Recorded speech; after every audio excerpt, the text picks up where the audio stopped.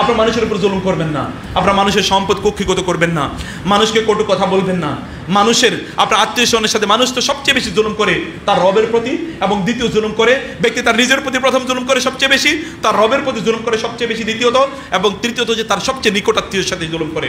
অধিকাংশ লোকেরই তাদের নিকট আত্মীয়দের সাথে তাদের সম্পর্ক ভালো নাই, বিশেষ করে যারা দিন প্র্যাকটিস করে। আমি আপনাদেরকে বলে রাখছি, মনে রাখবেন, যারা দিন প্র্যাকটিস করছে প্রায়রা, বিশেষ করে ইয়াং জেনারেশন, দিন প্র্যাকটিস করার পর তোমার আত্মীয় স্বজনের সাথে, তোমার পিতামাতা, তোমার বন্ধু বান্ধব, এদের সাথে যেন তোমার সম্পর্ক নষ্ট না হয়। তোমার দিনকে ব্যবহার করো, অস্ত্র হিসেবে ব্যবহার করো তাদেরকে দিনের প্রতি নিয়ে আসার জন্য। তোমার দিন যেন তোমাকে একলা না করে দেয়, তোমার দিন যেন তোমার পিতামাতা থেকে তোমাকে বিচ্ছুত না করে দেয়।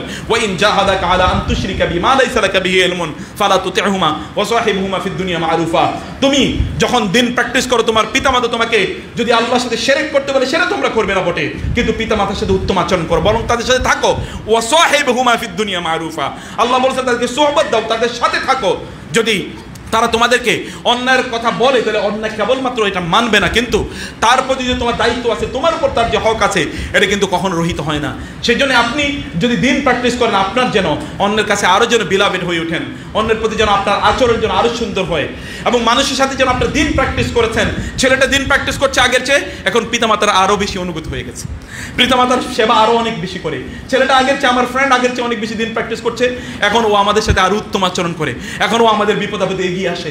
এটাকে বলে দিন প্র্যাকটিস করে। এটা হলো দিন। দিন যেন আপনাকে অন্যকে জাহান্নামে নিয়ে যাওয়ার হাতিয়ার না বানায়, যে আপনি অন্যকে জাহান্নামে নিয়ে যাবেন, এর মানে হচ্ছে আপনি দিন প্র্যাকটিস করছেন। মহান আল্লাহ সুবহানাহু ওয়া তাআলা আমাদেরকে সত্যিকার অর্থে দিন প্র্যাকটিস করার তৌফিক দান করুন।